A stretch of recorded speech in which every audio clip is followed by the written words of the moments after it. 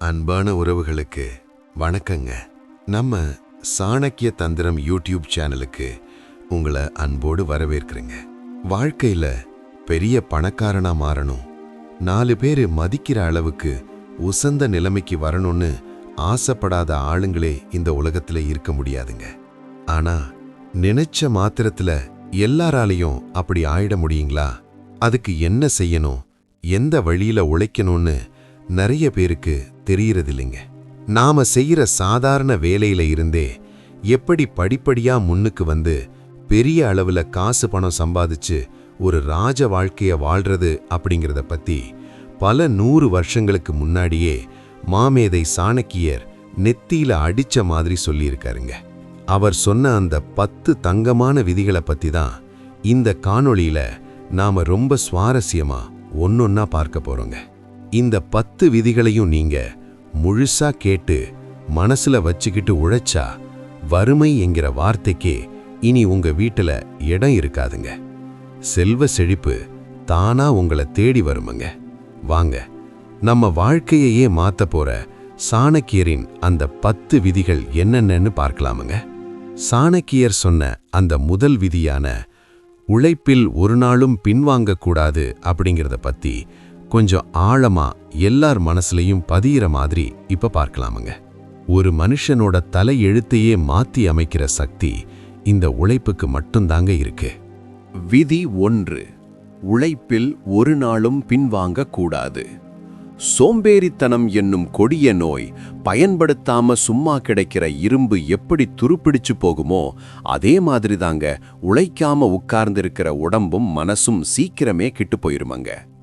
நாளைக்கு செஞ்சுக்கலாம், கொஞ்ச நேரம் கழிச்சு பார்த்துக்கலான்னு தள்ளி போடுற அந்த சோம்பேறித்தனம் இருக்கே, அதுதான் நம்ம வாழ்க்கையோட முதல் எதிரி. நாம சோம்பேறித்தனமா தூங்கிட்டு இருக்கும்போது நமக்கு போட்டியா இருக்கிறவன் முழிச்சிருந்து உழைச்சிட்டு இருப்பான். அந்த இடத்திலேயே நாம தோத்து போயிடுறோங்க. சுறுசுறுப்பு எந்த அளவுக்கு நம்மள மேலே ஏத்துமோ சோம்பேறித்தனம் அந்த அளவுக்கு நம்மள பாதாகத்துல தள்ளிருமங்க. வேலையில தேவை இரும்பு கட்டுப்பாடு. உழைப்பு அப்படிங்கிறது ஒரு நாள் முழுசா மாடு மாதிரி உழைச்சிட்டு அடுத்த 4 நாள் ரெஸ்ட் எடுக்கிறது கிடையாதுங்க. செய்யற வேலையில ஒரு தெளிவும் கட்டுப்பாடும் இருக்கணுமங்க. என்ன சூழ்நிலையா இருந்தாலும் சரி, மழை பெஞ்சாலும் வெயில் அடிச்சாலும் நம்ம கடமையை நாம செஞ்சே தீரணும்னு ஒரு வைராக்கியம் இருக்கணுமங்க. தினமும் தொடர்ந்து செய்யற அந்த விடாமுயற்சி தாங்க பெரிய வெற்றிக்கான ரகசியம். ஓடுற தண்ணி தான் எப்பவுமே சுத்தமா இருக்குமங்க. தேங்கி நிக்கிற தண்ணி கெட்டு போயிரும். நம்ம உழைப்பும் அந்த ஓடுற தண்ணி மாதிரி இருக்கணுமங்க. உழைப்பவரை தேடி வரும் லக்ஷ்மி தேவி. செல்வம் அப்படிங்கிறது சும்மா வீட்டில் கால் மேல கால் போட்டு உட்கார்ந்துகிட்டே இருக்கிறவங்கள தேடி வராதங்க. யாரு தன்னோட உழைப்பை மட்டுமே நம்பி உடம்ப வருத்தி வேலை செய்யறாங்களோ அவங்க வீட்டு வாசற்படியில தான் லக்ஷ்மி தேவி காத்துக்கிட்டே இருப்பாங்க. வியர்வை சிந்தி கஷ்டப்பட்டு சம்பாதிக்கிற ஒவ்வொரு காசும் நம்ம வாழ்க்கைக்கு ஒரு ஆணிவேரா அமையுங்க. உழைக்கிற முகத்துல இருக்கிற அந்த தேஜஸும் சந்தோஷமும் வேற எந்த குறுக்கு வழியில சம்பாதிச்சாலும் கிடைக்காதுங்க. ஊரார் கொடுக்கும் உயரிய மதிப்பு. பணங்காசு இல்லாம எந்த உருப்படியான வேலையும் செய்யாம இருக்கிறவங்கள இந்த உலகம் கொஞ்சம் கூட மதிக்கவே மதிக்காதுங்க. சொந்தக்காரங்களா இருந்தாலும் சரி, பெத்தவங்களா இருந்தாலும் சரி, உழைக்காதவனை ஒரு கட்டத்துல சுமையாத்தான் பார்ப்பாங்க. ஆனா ஒருத்தன் எவ்வளவோ கஷ்டப்பட்டாலும் தன்னோட நேர்மையான உழைப்பால கொஞ்சம் கொஞ்சமா முன்னுக்கு வரும்போது இந்த ஊரே அவனை அண்ணாந்து பார்க்குங்க. 4 பேர் மத்தியில அவனுக்கு கிடைக்கிற மரியாதையும் அங்கீகாரமும் ரொம்ப பெருசுங்க. அதனால இனியும் நேரத்தை வீணாக்க கூடாதுங்க. நம்ம மேல ஒட்டி இருக்கிற சோம்பேறித்தனத்தை உதறி தள்ளிட்டு எறும்பு மாதிரி சுறுசுறுப்பா நம்ம வேலையை பார்க்க இறங்கணுங்க. உழைப்புக்கு எப்பவுமே ஏமாற்றம் கிடையாதுங்க. இன்னைக்கு நாம சிந்தும் வியர்வை நாளைக்கு நம்மள உலகத்துக்கே வெளிச்சம் போட்டு காட்டுங்க. விடாமுயற்சியோட உழைப்போம், வாழ்க்கையில உயரத்தை தொடுவோம். அடுத்ததா விதி 2. அறிவே ஆயுதம். கால மாற்றத்துக்கு ஏற்ப புதுசா கத்துக்கணுங்க. சாணக்கியர் சொன்ன அந்த 2வது விதியான எக்கச்சக்கமா கத்துக்கணுங்க அப்படிங்கறத பத்தி இப்ப ஆழமா எல்லார் மனசுலையும் தைக்கிற மாதிரி பார்க்கலாமாங்க. பள்ளிக்கூடத்திலையும் கல்லூரியிலையும் படிப்பை முடிச்சிட்டா கத்துக்கிறது முடிஞ்சிருச்சுன்னு நினைக்கிறது ரொம்ப பெரிய தப்புங்க. பள்ளிக்கூடத்திலையும் கல்லூரியிலையும் படிப்பை முடிச்சிட்டா கத்துக்கிறது முடிஞ்சிருச்சுன்னு நினைக்கிறது ரொம்ப பெரிய தப்புங்க. பள்ளிக்கூடத்திலையும் கல்லூரியிலையும் படிப்பை முடிச்சிட்டா கத்துக்கிறது முடிஞ்சிருச்சுன்னு நினைக்கிறது ரொம்ப பெரிய தப்புங்க. விதி 2. அறிவே ஆயுதம். தொடர்ந்து கற்றல். கத்துக்கிறதுக்கு முடிவே கிடையாதுங்க. தேங்கி நின்றால் பின்னடைவதாங்க. ஓடுற தண்ணி தான் எப்பவும் சுத்தமா இருக்குமுங்க. தேங்கி நின்ன குட்டையில சீக்கிரமே பாசி பிடிச்சிருங்க. நம்ம அறிவும் அப்படித்தாங்க. எனக்கு எல்லாம் தெரியும், இதுக்கு மேல கத்துக்க என்ன இருக்கு அப்படின்னு எவனோ ஒருத்தன் உட்கார்ந்துக்கிறானோ அவனோட வீழ்ச்சி அங்கேயே ஆரம்பிச்சிருச்சுன்னு அர்த்தங்க. இந்த உலகம் ரொம்ப வேகமா ஓடிக்கிட்டு இருக்குதுங்க. நேத்திருந்த விஷயம் இன்னைக்கு பழைய சாகி போகுது. அதனால நாம செய்யற தொழிலையோ வேலையிலையோ என்ன புதுசா வந்திருக்குன்னு தேடி தேடி கத்துக்கிட்டே இருக்கணுமுங்க. காலத்துக்கேத்த மாற்றமும் ரொம்ப முக்கியங்க. ஒரு காலத்துல ஊருக்கே ராஜா மாதிரி சிறப்பா இருந்த பல தொழில்கள் காலத்துக்கேத்த மாதிரி தங்களை மாத்தி காடதால இன்னைக்கு இருந்த இடம் தெரியாம காணாமலே போயிருச்சுங்க. சாணக்கியர் என்ன சொல்றாருன்னா, எந்த சூழ்நிலைக்கு ஏத்த மாதிரியும் தன்னை மாத்திக்கிறவன் தான் எப்பவுமே ஜெயிப்பான்னு சொல்றாருங்க. ஒரு பெரிய புயல் காத்து அடிக்கும்போது வளைஞ்சு கொடுக்கிற நாணல் புல் முறியாதுங்க. ஆனா விரைப்பா நிக்கிற பெரிய மரம் வேரோட சாஞ்சிருமுங்க. அதே மாதிரி புது விஷயங்களை கத்துக்கிட்டு காலத்துக்கேத்த மாதிரி தங்களை மாத்திக்கிறவங்க வாழ்க்கையில எப்பவுமே தோத்து போக மாட்டாங்க. அறிவை தேடி ஓடி வரும் செல்வம். நம்ம கிட்ட எம்பிட்டு திறமை இருக்கோ அந்த அளவுக்கு தாங்க நமக்கு வருமானம் வருமுங்க. சாதாரணமா எல்லாரும் செய்யற ஒரு வேலையை செய்யறத விட அதுல ஒரு புது நுணுக்கத்தை கத்துக்கிட்டு சிறப்பா செஞ்சா நம்மளை தேடி 4 பேர் வருவாங்க. நம்ம அறிவும் திறமையும் வளர வளர இந்த சமுதாயத்துல நம்மளோட மதிப்பும் ஏறுமுங்க. காசு பணத்தை நகை நட்ட யாரு வேணாலும் திருடிட்டு போயிடலாமங்க. ஆனா நாம கத்துக்கிட்ட வித்தைய யாராலையும் நம்ம கிட்ட இருந்து பிரிக்கவே முடியாதுங்க. அது என்னைக்கும் நமக்கு சோறு போடுமுங்க. அதனால இன்னையிலிருந்து ஒரு சிறப்பான முடிவுக்கு வாங்க. ஒவ்வொரு நாளும் நம்ம தொழிலை பத்தியோ இல்ல உலக நடப்பை பத்தியோ புதுசா ஒரு விஷயத்தையாவது நம்ம கத்துக்கணுமுங்க. அந்த தேடல் நம்ம மனசுக்குள்ள எப்பவுமே இருந்துகிட்டே இருக்கணுமுங்க. புதுசா கத்துக்கிறதுக்கு வயசு ஒரு தடையே கிடையாதுங்க. எந்த வயசா இருந்தாலும் கத்துக்கலாமுங்க. நம்ம அறிவை உரம் போட்டு வளர்த்துக்கிட்டே இருப்போம். வாழ்க்கையில அடுத்தடுத்த உயரத்துக்கு போய்கிட்டே இருப்போமுங்க. சாணக்கியர் சொன்ன அந்த 3வது விதியான காசை சேர்த்து வைக்கிற பழக்கம் பத்தி இப்ப விரிவா பார்க்கலாமுங்க. விதி 3. காசை சேர்த்து வைக்கும் பழக்கம். வாழ்க்கையில மனுஷனுக்கு நிம்மதியையும் ஒரு தைரியத்தையும் கொடுக்கக்கூடியது இந்த சேமிப்பு தாங்க. சம்பாத்தியம் பெருசில்ல, சேமிப்பு தான் வசதி. நாம மாசத்துக்கு எம்பிட்டு சம்பாதிக்கிறோம் அப்படிங்கிறது முக்கியம் இல்லைங்க. அதுல எம்போட்டு காசை நாம மிச்சம் பிடிக்கிறோம் அப்படிங்கிறதுல தாங்க நம்மளோட சாமர்த்தியமே அடங்கியிருக்கு. ஓட்டப்பானையில எவ்வளவு தண்ணி ஊத்துனாலும் எப்படி நிக்காதோ அதே மாதிரி சேர்த்து வைக்கிற பழக்கம் இல்லாதவன் கையில எவ்வளவு காசு வந்தாலும் அது தங்கவே தங்காதுங்க. மழை காலத்துக்காக எறும்பு சிறுக சிறுக உணவை சேர்த்து வைக்கிற மாதிரி நம்ம வருங்காலத்துக்காக காசு சேர்த்து வைக்கிற புத்திசாலித்தனம் நமக்கு கண்டிப்பா வேணுங்க. வரவுக்கேத்த செலவு வேணுங்க. பெரியவங்க எப்பவுமே சொல்லுவாங்க, விரலுக்கேத்த வீக்கம் வேணும்னு. நம்ம வருமானம் என்னவோ அதுக்குள்ள சிறப்பா குடும்பத்தை நடத்த பழகிக்கணுங்க. மற்றவங்க முன்னாடி பகட்டா காட்டிக்கணுங்கிறதுக்காகவும் வீராப்புக்காகவும் கண்டபடி காசு செலவு பண்ணி கடைசியில கஷ்டப்படக்கூடாதுங்க. தேவையில்லாத ஆசைகளை அடக்கி அனாவசியமான செலவுகளை குறைச்சாலே பாதி காசு நாம சுலபமா சேர்த்து வச்சிடலாம்ங்க. வரவ மீறின செலவு எப்பவுமே ஆபத்து தாங்க.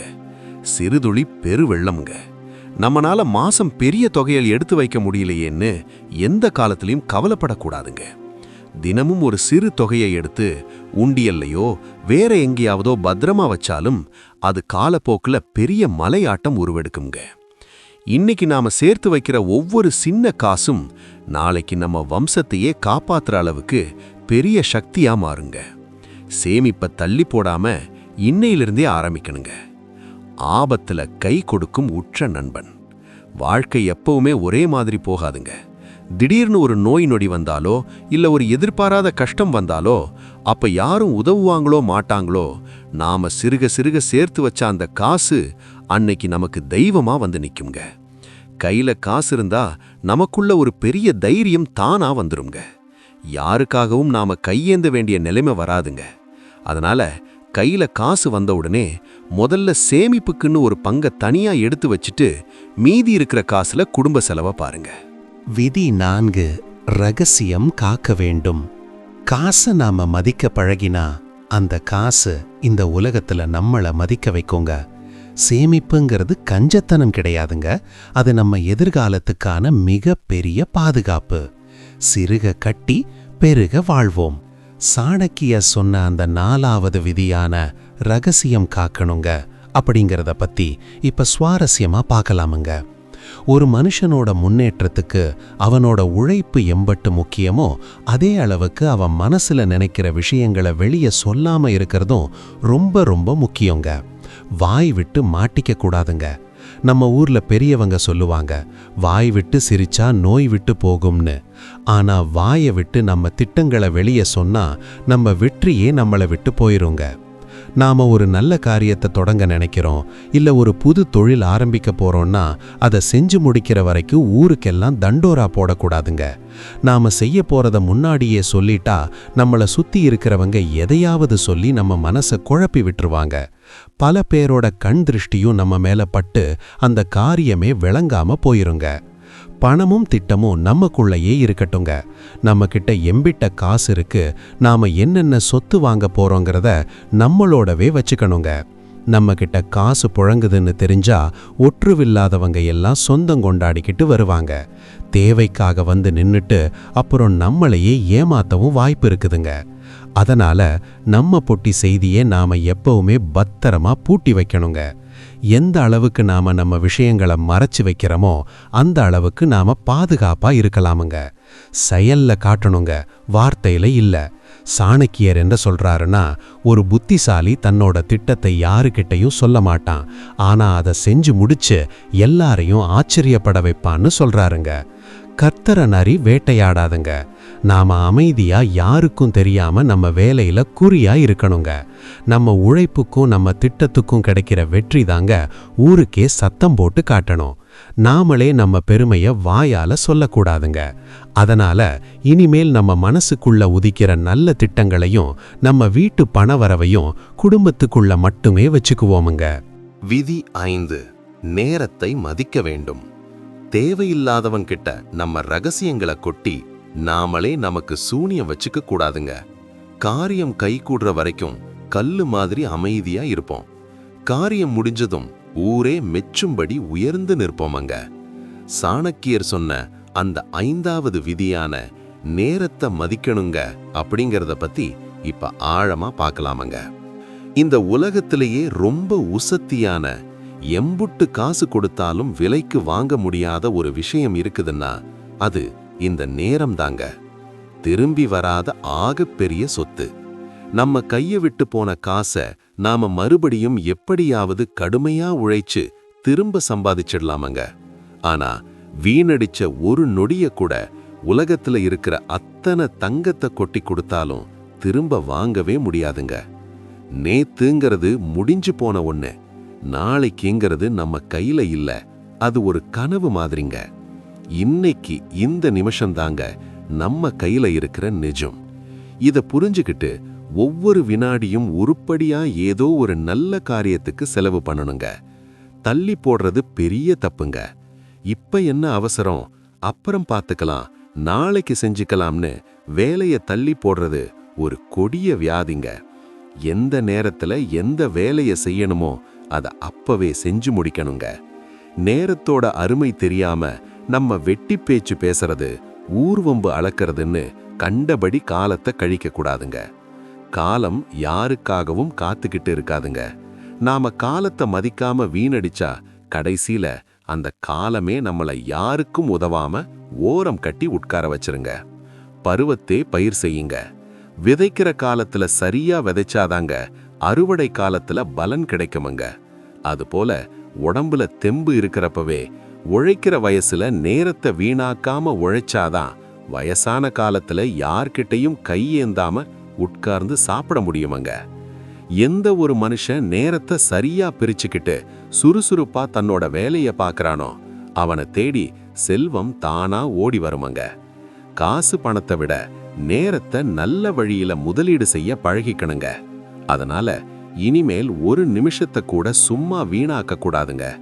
விடிஞ்சா ஒரு புது வாய்ப்பு நம்ம கதவை தட்டுதுன்னு நினைச்சு சுறுசுறுப்பா எழுந்துக்கணுங்க. கடிகார முள்ளு ஓடுறதுக்கு முன்னாடி நாம முந்திக்கிட்டு ஓடுவோமங்க. காலத்தை மதிக்கிறவன இந்த வையகமே கொண்டாடுமங்க. விதி 6. நல்லவர்களுடன் சேருதல். நேரத்தை சரியா பயன்படுத்தி வாழ்க்கையில் பெரிய வெற்றியை பிடிப்போமங்க. பூவோட சேர்ந்த நாரும் மணக்கும். நல்லவங்களோட சேருங்க. அன்பான உறவுகளுக்கு மறுபடியும் வணக்கங்க. சாணக்கியர் சொன்ன அந்த 6வது விதியான நல்லவங்களோட சேருக்க அப்படிங்கிறத பத்தி இப்ப தெளிவா பார்க்கலாம்ங்க. ஒருத்தன் எப்படிப்பட்டவன்னு தெரிஞ்சுக்க அவனோட கூட்டாளிய பார்த்தா போதும்னு நம்ம ஊர் பெரியவங்க சொல்லுவாங்க. அது 100க்கு 100 சத்தியமான வார்த்தைங்க. நாம வாழ்க்கையில எம்பட்டு தூரம் மேல வர்றோம் அப்படிங்கிறது நம்ம கூட இருக்கிறவங்கள பொறுத்துதாங்க இருக்கு. நல்ல சேர்க்கை தரும் வெளிச்சம். நாம பழகுற ஆளுங்க புத்திசாலியாவும் சுறுசுறுப்பாவும் நேர்மையாவும் இருந்தா அவங்கள பார்த்து நமக்கும் அந்த நல்ல குணங்கள் தானா வந்து ஒட்டிக்குங்க. உழைக்கிறவங்க கூட சேர்ந்தா நம்ம மனசும் உழைக்க தூண்டுங்க. வாழ்க்கையில சாதிக்கணும்னு வெறியோட இருக்கிறவங்க கூட இருந்தா நாமளும் அவங்கள பார்த்து மேல மேல போய்கிட்டே இருப்போங்க. பூவோட சேர்ந்த நாரும் மணக்கும்னு சொல்றது இதுக்குதாங்க. நல்ல கூட்டாளிங்க நமக்கு கிடைச்ச மிகப்பெரிய சொத்துங்க. கெட்ட சேர்க்கை தரும் வீழ்ச்சி. அதுவே வெட்டி பேச்சு பேசிட்டு எந்த பொறுப்பும் இல்லாம சோம்பேறித்தனமா ஊர் சுத்துறவங்க கூட பழக்கமா வச்சுக்கிட்டா நம்ம கிட்ட இருக்கிற கொஞ்ச நஞ்ச புத்தியும் மழுங்கி போயிருங்க. கெட்ட பழக்கம் இருக்கிறவங்க கூட சேர்ந்தா நம்ம கிட்ட இருக்கிற காசும் நம்ம குடும்பத்தோட பேரும் ஊருக்குள்ள இருக்கிற மரியாதையும் காத்துல பறந்து போயிருங்க. கரிய தொட்டா கை கருக்காம என்ன செய்யுங்க? அதனால் பழகிறவங்கள ரொம்ப உன்னிப்பா பார்த்து பழகணுங்க. எண்ணம் போல் வாழ்க்கை. நாம யாரோட அதிக நேரம் செலவு பண்றோமோ அவங்களோட எண்ணங்கள் நம்மள அறியாமலேயே நம்மள மாத்திருங்க. பெரிய பெரிய லட்சியம் வச்சிருக்கிறவங்க கூட சேர்ந்தா நம்ம சிந்தனையும் உசந்து நிக்குங்க. ஆனா எப்ப பார்த்தாலும் மத்தவங்கள குறை சொல்லிக்கிட்டு வாழ்க்கையில எதுவுமே சரியில்லைன்னு புலம்புறவங்க கூட சேர்ந்தா நம்ம தன்னம்பிக்கையும் உடைஞ்சு போயிருங்க. அதனால நல்ல சிந்தனை நல்ல பண்பு இருக்கிறவங்கள தேடி பிடிச்சு நட்பு வச்சுக்கணுங்க. அதனால இனிமேல் நம்ம கூட இருக்கிறவங்க நம்மள உச்சிக்கு கொண்டு போறவங்களா இருக்கணுமே தவிர கீழே இழுத்து பாதாளத்துல தள்ளுறவங்களா இருக்கக்கூடாதுங்க. விதி 7. கடன் வாங்க கூடாது. சேர்க்கை சரியா இருந்தா வாழ்க்கையில எவ்வளவு பெரிய தடங்கள் வந்தாலும் அத சுலபமா தாண்டி பெரிய அளவுல காசு பணம் சம்பாதிச்சு பெருசா சாதிச்சிரலாமுங்க. நல்லவங்களோட சேருவோம், நல்லதே நடக்குமுங்க. சாணக்கியர் சொன்ன அந்த 7வது விதியான கடன் வாங்க கூடாதுங்க அப்படிங்கறத பத்தி இப்ப விளக்கமா பார்க்கலாமுங்க. வாழ்க்கையில மனுஷனுக்கு தூக்கத்தை கெடுக்கிற முதல் எதிரியே இந்த கடன் தாங்க. ஆசை வலையில விளக்கக்கூடாதுங்க.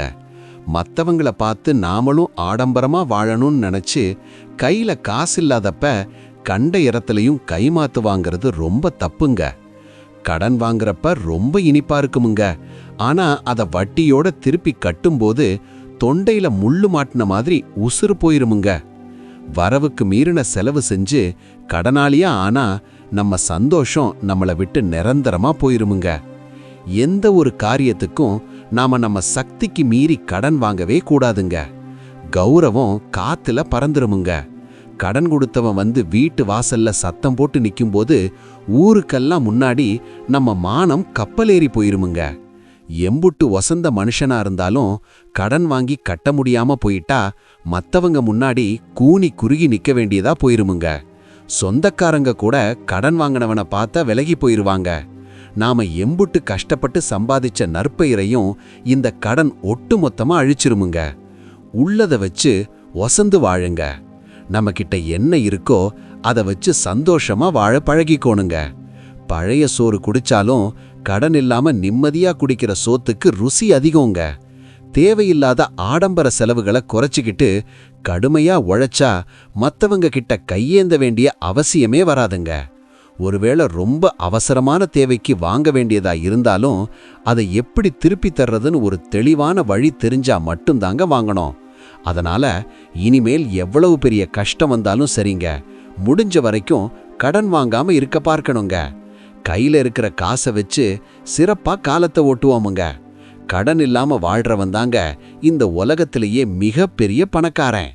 ராத்திரியில எந்த கவலையும் இல்லாம நிம்மதியா தூங்குறத விட வேற என்னங்க பெரிய சொத்து வேணும்? விதி 8. பயமில்லாமல் முடிவெடுத்தல். உழைப்ப நம்புவோம், கடனை தவிர்ப்போமுங்க. சாணக்கியர் சொன்ன 8வது விதியான பயப்படாம முடிவெடுக்கணுங்க அப்படிங்கறத பத்தி இப்ப நெத்தியில அடிச்ச மாதிரி பார்க்கலாமுங்க. வாழ்க்கையில ஒருத்தன் பெரிய ஆளா வரணும்னா அவனுக்கு உழைப்பு எம்பட்டு முக்கியமோ அதே அளவுக்கு நெஞ்சில தைரியமும் ரொம்ப முக்கியமுங்க. பயம் ஒரு பெரிய முட்டுக்கட்டை. எப்ப பார்த்தாலும் இது செஞ்சா என்ன ஆகுமோ, தோத்துருமோமோ, 4 பேர் என்ன சொல்லுவாங்களோ அப்படின்னு பயந்துகிட்டே இருந்தா எந்த ஒரு புது காரியத்திலையும் நாம இறங்கவே முடியாதுங்க. பயம் அப்படிங்கிறது நம்மள நாமளே சுத்தி கட்டி போட்டுக்கிற ஒரு இரும்பு சங்கிலி தாங்க. நடுக்கடல்ல நங்கூரம் போட்டு நிக்கிற கப்பல் பாதுகாப்பா தான் இருக்கும். ஆனா கப்பல் செஞ்சதே கடல்ல பயணம் செஞ்சு அடுத்த ஊருக்கு போறதுக்கு தாங்க.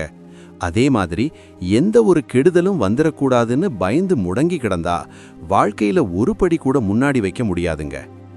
ஆழம் பார்த்து கால் வைங்க. தைரியமா இருக்கணும்னு சொன்ன உடனே கண்ணை மூடிக்கிட்டு முட்டாள்தனமா எல்லாத்துலயும் குதிக்க கூடாதுங்க. ஒரு ஆத்துல இறங்கறதுக்கு முன்னாடி அதோட ஆழம் என்ன, சுழி எங்க இருக்குன்னு தெரிஞ்சுக்கிட்டு இறங்கணுங்க. நாம எடுக்க போற முடிவுனால என்னென்ன லாபம் வரும், என்னென்ன நஷ்டம் வரும்னு பொறுமையா உட்காந்து ஒரு காலுக்கு 2 காய் யோசிக்கணுங்க. நல்லா சிந்திச்சு ஒரு முடிவு எடுத்ததுக்கு அப்புறம் அதுல எந்த தயக்கமும் இல்லாம முழு மூச்சா இறங்கி வேலை பார்க்கணுங்க. பாதியில விட்டுட்டு பின்வாங்க கூடாதுங்க. வாய்ப்புகள் வாசல் தட்டும்போது சில நேரத்துல நம்ம வாழ்க்கையையே மாத்தக்கூடிய ஒரு பெரிய வாய்ப்பு நம்மளை தேடி வருமுங்க. அந்த நேரத்துல நம்மளால முடியுமான தயங்கி நின்னோன்னா அந்த வாய்ப்பு வேற ஒருத்தனுக்கு போயிருமுங்க. பெரிய அளவுல காசு பணம் சம்பாதிச்சவங்க எல்லாரும் அவங்க வாழ்க்கையில ஒரு கட்டத்துல ரொம்ப துணிச்சலா எடுத்த முடிவுகளால தாங்க அந்த நிலைமைக்கு வந்திருக்காங்க. ஒருவேளை நாம எடுத்த முடிவு தப்பா போனா கூட அதிலிருந்து ஒரு நல்ல பாடத்தை கத்துக்கிட்டு அடுத்த அடி எடுத்து வைக்கணுமே தவிர துவண்டு போய் மூலையில உட்கார்ந்துடக்கூடாதுங்க. விதி 9.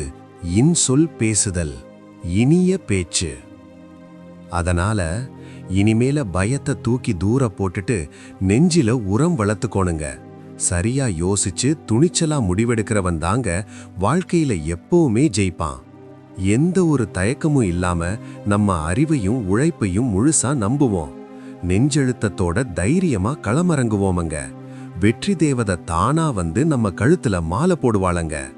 சாணக்கியர் சொன்ன அந்த 9வது விதியான வாய்க்கு ருசிய பேசணுமங்க அப்படிங்கறத பத்தி நம்ம மனசுக்கு ஒரு நல்ல புத்துணர்ச்சி தரக்கூடிய வகையில இப்ப விரிவா பார்க்கலாமங்க.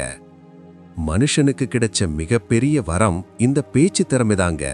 அதை சரியா பயன்படுத்தினா உலகத்தையே நம்ம கைக்குள்ள கொண்டு வந்துடலாமங்க. கத்தியை விட கூர்மையானது நாக்குங்க. நம்ம சொல்லுவாங்க, தீயினால் சுட்ட பொன் உள்ளாரும், ஆறாதே நாவினால் சுட்ட வடு அப்படின்னு. ஒருத்தர வார்த்தையால ஆழமா காயப்படுத்தவும் முடியுமங்க. அதே வார்த்தையால அவங்க மனச குளிர வைக்கவும் முடியுமங்க. நாம செய்யற வேளையில எம்பட்டு திறமைசாலியா இருந்தாலும் சரி, நம்ம பேச்சுல ஒரு கனிவும் இனிமையும் இல்லைனா யாருமே நம்ம கிட்ட நெருங்கி வர மாட்டாங்க. எப்ப பார்த்தாலும் சிடு சிடுன்னு எரிஞ்சு விழுந்து பேசினா வரவேண்டிய லக்ஷ்மி கடாட்சம் கூட நம்மளை விட்டு விலகி போயிருமங்க. அன்பான பேச்சுக்கு மயங்காத ஆளே இல்லைங்க. ஒரு கடையில விக்கிற பொருள் ரொம்ப சிறப்பா இருந்தாலும் அந்த கடைக்காரர் முகம் மலர்ந்து அன்பா பேசினாதாங்க சனம் மறுபடியும் அந்த கடைக்கு விரும்பி வருவாங்க. எந்த தொழிலா இருந்தாலும் நம்ம கூட வேலை பார்க்கறவங்க கிட்டையும் நம்மளை தேடி வர்றவங்க கிட்டையும் மரியாதையாவும் பண்பாவும் நடந்துக்கணுமுங்க. அகத்தின் அழகு முகத்துல தெரியும்னு சொல்ற மாதிரி நம்ம மனசுல இருக்கிற நல்லெண்ணம் நம்ம வார்த்தையில வெளிப்படணுமுங்க. கோபத்தை அடக்கி பொறுமையா 4 பேருக்கு இதமா பேசுறவங்களுக்கு ஊருக்குள்ள எப்பவுமே ஒரு தனி செல்வாக்கு இருக்குமுங்க. காசு செலவில்லாத மிகப்பெரிய சொத்து. கையில ஒரு பைசா கூட முதலீடு செய்யாமலேயே நமக்கு மிகப்பெரிய லாபத்தை நற்பெயரை கொடுக்கிற ஒரு விஷயம் இந்த இனிய பேச்சுதாங்க. நாக்குல நரம்பில்லாம தற்பெருமை பேசுறதோ மத்தவங்கள குறை சொல்றதோ இல்ல புறம் பேசுறதோ அறவே கூடாதுங்க. விதி 10 உடல் ஆரோக்கியம். 4 பேர் மனம் குளிரும்படி நல்லத பேசினா அவங்களோட ஆசீர்வாதமே நம்மள வாழ்க்கையில பெரிய உச்சிக்கு கொண்டு போகுங்க. நல்ல பேச்சு நம்மள சுத்தி ஒரு பெரிய நல்ல கூட்டத்தையே ஆதரவையே உருவாக்கி தருமுங்க. அதுவே நம்ம முன்னேற்றத்துக்கு பெரிய ஏணிப்படியா அமையுமுங்க. அதனால இனிமேல் வார்த்தைகளை வெளியே கொட்டுறதுக்கு முன்னாடி ஒரு காலுக்கு 2 கால் நல்லா யோசிச்சு நிதானமா பேசுவோமுங்க. உதட்டுல சிரிப்போட உள்ளத்துல அன்போட பேசுறவங்கள இந்த உலகமே கொண்டாடமுங்க. நல்லதையே பேசுவோம், 4 பேர் போற்றும்படி வாழ்க்கையில மென்மேலும் உயர்ந்து நிற்போமுங்க. சாணக்கியர் சொன்ன அந்த 10வது ரொம்ப முக்கியமான விதியான உடம்ப நல்லா பாத்துக்கணுங்க அப்படிங்கறத பத்தி இப்ப நம்ம மனசுக்கு நல்ல புத்துணர்ச்சி கிடைக்கிற மாதிரி உத்வேகமா பார்க்கலாமுங்க. எம்புட்டு பெரிய அறிவாளியா இருந்தாலும் சரி, எம்புட்டு பெரிய கோடீஸ்வரனா இருந்தாலும் சரி, அவனுக்கு உடம்புல தெம்பில்லைனா எல்லாமே வீணுதாங்க. உடம்பு தாங்க முதல் மூலதனம். நாம ஒரு தொழில் செய்யறதுக்கோ வேலையில சுறுசுறுப்பா இருக்கிறதுக்கும் முதல் முதலீடு நம்ம உடம்பு தாங்க. சுவர் இருந்தால்தானே சித்திரம் வரைய முடியும் அப்படின்னு நம்ம ஊரு பெரியவங்க சும்மாவா சொன்னாங்க. உடம்புல ஒரு சின்ன காய்ச்சலோ தலைவலியோ வந்தா கூட நம்மளால எந்த வேலையிலையும் முழுசா கவனம் செலுத்த முடியாதுங்க. நோய் நொடி இல்லாம கல்லு மாதிரி உடம்ப உறுதியா வச்சிருக்கிறவன் தாங்க எந்த கஷ்டம் வந்தாலும் அதை எதிர்த்து நின்னு போராடி மேல வருவான். உணவே மருந்து, உழைப்பே பயிற்சி. நம்ம சாப்பிட்ற சாப்பாடு தாங்க நம்ம உடம்புக்கு உரம். கண்ட நேரத்துல கண்டதையும் சாப்பிட்டு உடம்ப கெடுத்துக்க கூடாதுங்க. பசிச்சு சாப்பிடணுங்க. நல்ல சத்தான உணவுகளை தேடி சாப்பிடணுங்க. உடம்புக்கு ஏத்த உழைப்பும் தேவையான ஓய்வும் கண்டிப்பா இருக்கணுங்க. இயந்திர மாதிரி ஓடிக்கிட்டே இருந்தா உடம்பு சீக்கிரமே தேஞ்சு போயிருங்க. அதனால காசு சம்பாதிக்கிற நேரத்துல நம்ம உடம்ப பராமரிக்கிறதுக்கும் கொஞ்ச நேரத்தை ஒதுக்கணுங்க. சம்பாதிச்சதை அனுபவிக்க தெம்பு வேணுங்க. ராத்திரியும் பகலுமா மாடா உழைச்சு மலை அளவு காசை சேர்த்து வச்சுட்டு கடைசி காலத்துல அதை அனுபவிக்க முடியாம படுக்கையில படுத்திருந்தா அந்த காசுனால என்னங்க பிரயோஜனம்? காசை கொடுத்து எந்த இடத்துலயும் நிம்மதியான உசிரையும் ஆரோக்கியத்தையும் விலைக்கு வாங்க முடியாதுங்க. சம்பாதிக்கிற பணத்தை சந்தோஷமா அனுபவிக்கணும்னா அதுக்கு நல்ல ஆரோக்கியம் ரொம்ப ரொம்ப அவசியங்க. அதனால உணவே மருந்து, உழைப்பே பயிற்சி. நம்ம சாப்பிட்ற சாப்பாடு தாங்க நம்ம உடம்புக்கு உரம். கண்ட நேரத்துல கண்டதையும் சாப்பிட்டு உடம்ப கெடுத்துக்க கூடாதுங்க. பசிச்சு சாப்பிடணுங்க. நல்ல சத்தான உணவுகளை தேடி சாப்பிடணுங்க. உடம்புக்கு ஏத்த உழைப்பும் தேவையான ஓய்வும் கண்டிப்பா இருக்கணுங்க. இயந்திர மாதிரி ஓடிக்கிட்டே இருந்தா உடம்பு சீக்கிரமே தேஞ்சு போயிருங்க. அதனால காசு சம்பாதிக்கிற நேரத்துல நம்ம உடம்ப பராமரிக்கிறதுக்கும் கொஞ்ச நேரத்தை ஒதுக்கணுங்க. சம்பாதிச்சதை அனுபவிக்க தெம்பு வேணுங்க. ராத்திரியும் பகலுமா மாடா உழைச்சு மலை அளவு காசை சேர்த்து வச்சுட்டு கடைசி காலத்துல அதை அனுபவிக்க முடியாம படுக்கையில படுத்திருந்தா அந்த காசுனால என்னங்க பிரயோஜனம்? காசை கொடுத்து எந்த இடத்துலயும் நிம்மதியான உசிரையும் ஆரோக்கியத்தையும் விலைக்கு வாங்க முடியாதுங்க. சம்பாதிக்கிற பணத்தை சந்தோஷமா அனுபவிக்கணும்னா அதுக்கு நல்ல ஆரோக்கியம் ரொம்ப ரொம்ப அவசியங்க. அதனால எந்த அளவுக்கு உழைப்பு, சேமிப்பு, தைரியம் முக்கியமோ அதே அளவுக்கு நம்ம ஆரோக்கியமும் முக்கியங்க. இந்த 10 விதிகளையும் சாணக்கியர் சும்மா சொல்லலைங்க. ஒவ்வொன்றும் அனுபவத்துல வடிச்ச தங்கம்.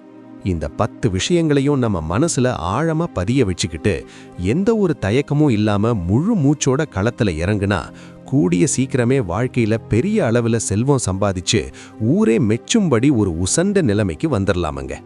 நம்ம உழைப்பும் நம்பிக்கையும் எப்பவுமே வீண் போகாதுங்க.